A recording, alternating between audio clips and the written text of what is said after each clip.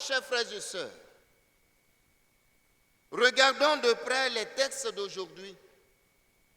Et quel est le message de Jésus en ce 29e dimanche du temps ordinaire, année A?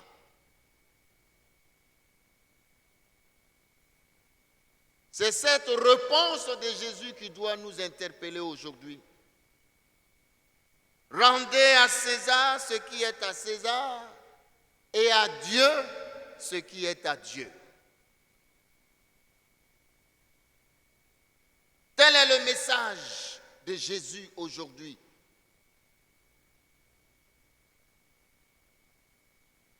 Au fond, Jésus nous éclaire sur le comportement,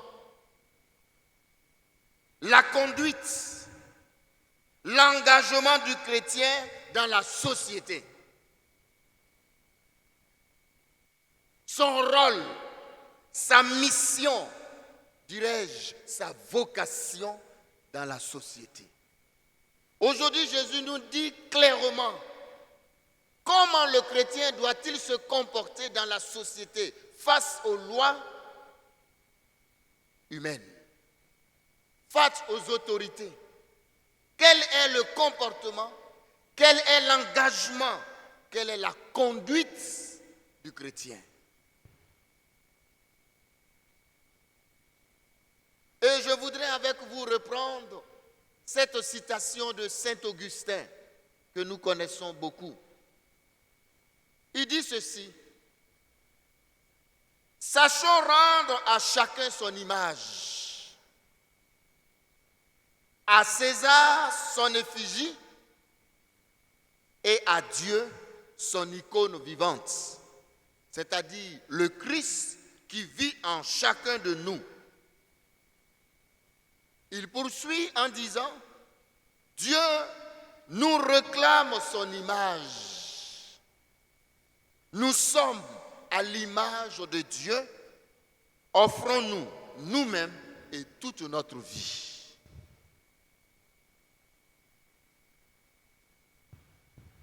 Sachons rendre à chacun son image. Oui, chers frères et sœurs, il faut bien le reconnaître que la réponse de Jésus montre son intelligence. Quelle intelligence dans la réponse de Jésus. Pourtant, cela avait mal commencé pour lui. Les pharisiens étaient sûrs de leur coup. Le piège était bien préparé sous l'apparence d'une question anodine, insignifiante. Maître, donne-nous ton avis. Est-il permis, oui ou non, de payer l'impôt à César? Et Jésus sait que s'il répond oui, il passera aux yeux des Juifs pour un collaborateur, un suppôt de César. Mais il est aussi conscient que s'il répond non, il sera vite dénoncé auprès des Romains comme un rebelle incitant à la résistance. Jésus, en quelque sorte, est mis au pied du mur, obligé de choisir son camp, pour ou contre César. Or, voici que Jésus retourne le piège à l'encontre de ses interlocuteurs. Montrez-moi la monnaie de l'impôt. Ce sont maintenant les pharisiens qui sont obligés de dévoiler leur secret. Ils sortent de leur poche une pièce d'argent romaine. Ils sont donc impliqués, qu'ils veuillent ou non, dans ce réseau de serrer de l'argent de César. Ils sont obligés d'en convenir. Cette effigie est bien de César. Alors Jésus leur dit: rendez à César ce qui est à César et à Dieu ce qui est à Dieu.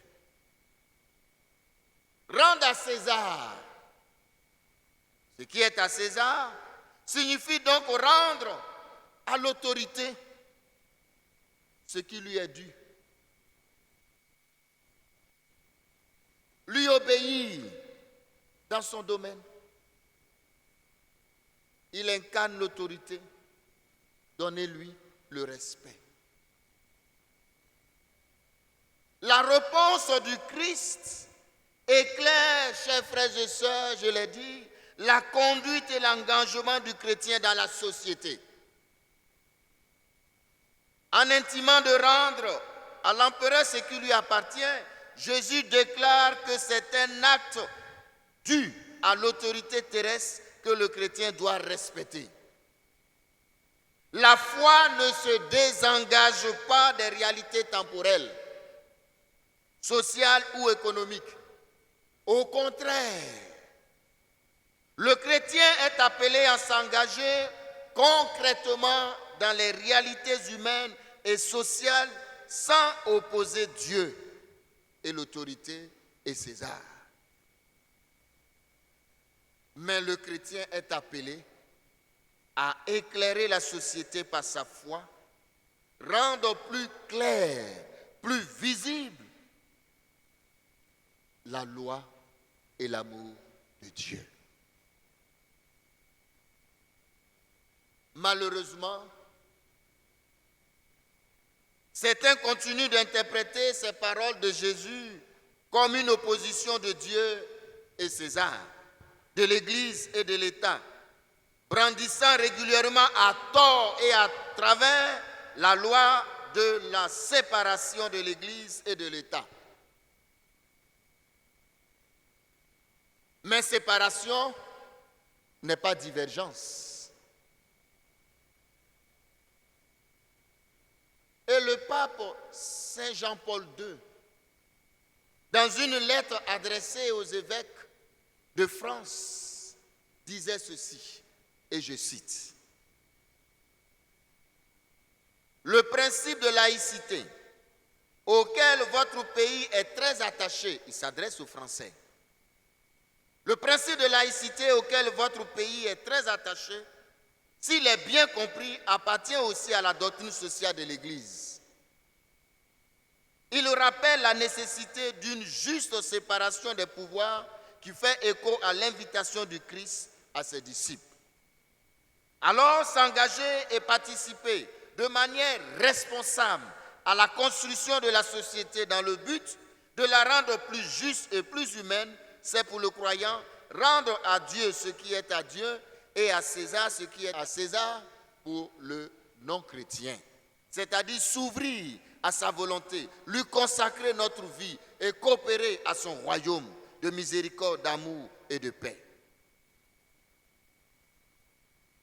À travers ce message du pape, à travers cette parole de Jésus, chers frères et sœurs, quel est aujourd'hui notre rôle dans la société? Et nous écoutons attentivement. Faire entrer dans la société l'amour de Dieu. Notre société d'aujourd'hui a perdu le sens de l'amour. Aujourd'hui, nous sommes invités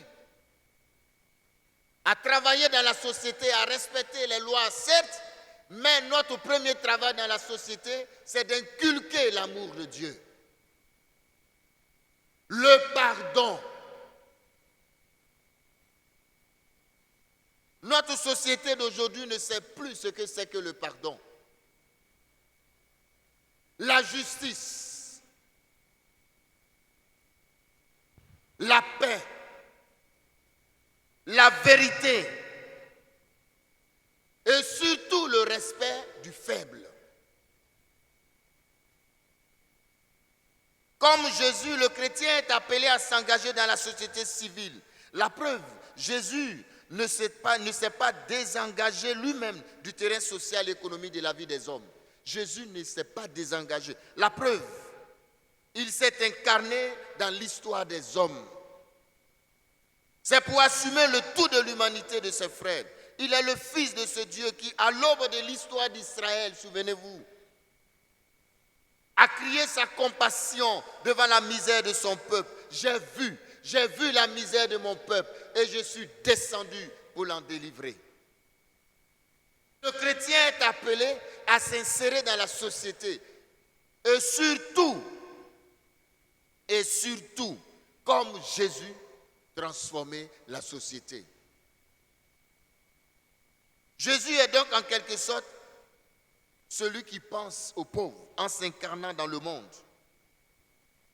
Et vous nous souvenez bien, quand il commençait sa mission à Nazareth, il a dit « L'Esprit du Seigneur est sur moi parce qu'il m'a consacré par l'onction pour porter la bonne nouvelle aux pauvres. Il m'a envoyé annoncer aux prisonniers la délivrance, renvoyer en liberté les opprimés. » Le chrétien est appelé à faire mission, aller en mission aujourd'hui dans la société. C'est le dimanche des missions. C'est le dimanche où chacun de nous doit se poser des questions vraies par rapport à son comportement, par rapport à sa vie, par rapport à ce qu'il apporte à la société. Le Seigneur nous renvoie à chacun à sa responsabilité. Nous sommes appelés à combattre comme le Christ tout ce qui est injustice, tout ce qui est exclusion, et apporter son secours aux pauvres. Oui, combattre l'exclusion, faire reculer la misère et mettre en cause tout ce qui est injuste relève du chrétien. Et Jésus nous montre le chemin de cette lutte. Il passe par la solidarité et la proximité concrète des plus pauvres et des plus petits. Jésus va jusqu'à se faire l'un d'entre eux, à partager leurs conditions de vie, leurs souffrances et à vivre avec eux sur ce chemin de libération. Dites-moi, chers frères et sœurs, qui doit changer la société d'aujourd'hui? Et c'est là que le pape a quelque chose de plus grand à nous dire dans la lutte des plus pauvres et des plus petits, des faibles et des laissés pour compte. Et je suis venu avec la nouvelle lettre encyclique du pape sur Fratelli Tutti, qui en fait met l'accent sur la fraternité et l'amitié sociale. Il a fait sortir le 3 octobre de ce mois. Et j'en ai relevé, justement, il en a relevé quelques articles de cette encyclique du pape et que je vous recommande fortement d'acheter et de lire. Et c'est le pape lui-même qui va nous parler maintenant. Ce n'est plus le Père Eugène. Il va dire la vérité. Il va nous aider à véritablement nous engager dans la société. Il a écrit le 3 octobre. Au sortir de la messe, vous pouvez déjà même l'acheter. Et au numéro 192, regardez, entendez ce que le pape dit. Il s'adresse aux politiciens et en s'adressant aux politiciens, il s'adresse à chacun de nous. Et regardez ce qu'il dit. Aux artisans de la politique internationale et de l'économie mondiale de s'engager sérieusement pour répandre la culture de la tolérance, de la coexistence et de la paix, d'intervenir dès que possible pour arrêter les fusions de sang innocents.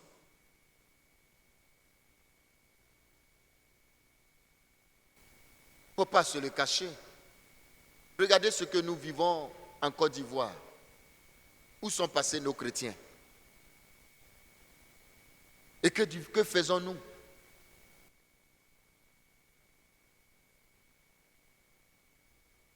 Je continue au numéro 193 du pape. Tout homme politique est aussi un être humain. C'est lui qui dit, il est appelé à vivre l'amour dans ses relations interpersonnelles quotidiennes. Tout le monde est appelé à vivre l'amour interpersonnel. Il est une personne et il lui faut se rendre compte que le monde modèle tend de plus en plus à rationaliser la satisfaction des besoins humains qui ont été étiquetés et repartis entre des services divers. Et il continue en disant, la tendresse est le chemin à suivre par les femmes et les hommes les plus forts et les plus courageux. Au lieu de se frapper la poitrine et de raconter tout ce qui n'est pas vrai sur les réseaux sociaux, à la télé, partout, y compris les hommes politiques et tous les chrétiens, il parlait de la tendresse. Dans l'activité politique, voilà ce qu'il recommande aux chrétiens qui font la politique. Les plus petits, les plus faibles, les plus pauvres doivent susciter notre tendresse.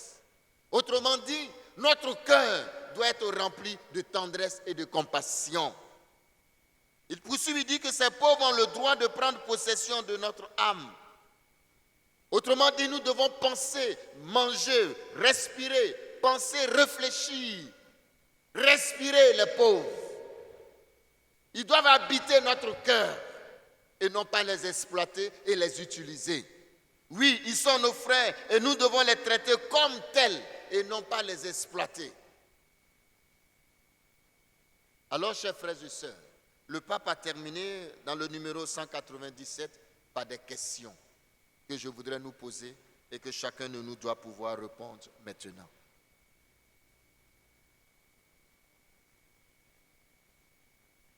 Il demande ceci, la première question. Il dit, en pensant à l'avenir, en pensant à l'avenir, certains jours, les questions devraient être ceci. À quelle fin? À quelle fin toutes ces choses que nous faisons? Quel est l'objectif que je vise réellement? En effet, dans quelques années, en réfléchissant sur le passé, la question ne sera pas combien de personnes m'ont approuvé. C'est le pape qui dit. Combien de personnes ont voté pour moi? C'est écrit, 97. Ceux qui ont les oreilles entendent. Ce n'est pas le père Eugène qui dit. Le document est là, 197. Combien de personnes ont voté pour moi? Quelques années après, non. Combien de personnes ont eu une image positive de moi? Mais les questions peuvent être douloureuses, seront plutôt celles-ci. Quel amour ai-je mis dans le travail? En quoi ai-je fait progresser le peuple? Quelle marque ai-je laissée dans la vie de la société? Quel lien réel ai-je construit? Quelle force positive ai-je libérée? Quelle paix sociale ai-je semée? Qu'ai-je réalisé au poste qui m'a été confié?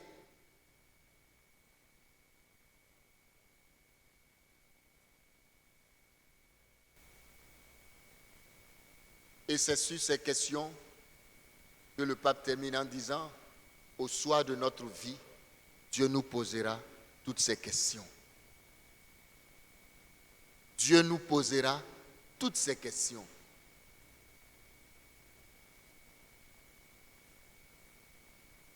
Qu'ai-je apporté à la société? Le chrétien, c'est la tendresse, c'est l'amour. Le chrétien, c'est la justice. Et là où il n'y a pas de justice, ne vous engagez jamais. Ce n'est pas le rôle du chrétien. Là où il n'y a pas d'amour, où il n'y a pas de tendresse, là où il n'y a pas de paix, ne vous y engagez jamais. Mais là où on pense aux pauvres, là où on sait regarder le pauvre et lui apporter la joie, là où on pense vraiment à la société et non à ses intérêts égoïstes et personnels, cette société-là, le Seigneur nous demande de la transformer avec un cœur d'amour. Il nous faut nous engager positivement dans la société. Alors, chers frères et sœurs, recueillons-nous et prions. Recueillons-nous et prions. Seigneur Jésus, tu nous envoies aujourd'hui en mission. Tu nous demandes de nous impliquer dans la société certes, en respectant l'autorité, les lois, mais tu nous engages à transformer cette société par notre amour, notre tendresse et surtout par notre vérité. Ce n'est pas facile pour nous aujourd'hui de transformer cette société où règne le mensonge, la corruption, où le pauvre n'a plus droit, où le pauvre est exploité, rejeté, où ce qui compte, c'est le moi. Mais Seigneur, tu nous envoies aujourd'hui en mission pour être un artisan d'amour dans cette société de paix et de justice. Tu nous envoies comme des agneaux au milieu des loups pour parler de ton amour, pour communiquer ton amour. Tu veux, Seigneur, que nous allions contaminer la société par notre amour, par notre justice, par notre vérité, par notre sincérité. Tu veux que nous soyons des personnes qui contaminions par notre foi et notre détermination avec toi. Aide-moi, Seigneur. En ce moment où nous traversons d'énormes difficultés, où personne ne nous écoute, où l'amour, le pardon, le respect de la vie n'a plus de sens, donne-moi force et courage de témoigner de ton amour, du sens de la vie et de la paix. Vierge Marie, Mère de Dieu et notre Mère, accompagne-nous sur ce chemin de lutte. Accompagne-nous sur le chemin de la vérité, de la justice, de la paix et de l'amour. Amen. Et je termine par les questions que tout au long de la semaine, nous devons chercher à répondre. Première question, mon frère, ma sœur, quels sont les engagements dans la société et comment tu les accomplis? Est-ce dans la justice, l'amour, pour défendre le pauvre? Deuxième question, quels sont tes efforts à faire pour instaurer dans la société la justice, la paix, l'amour?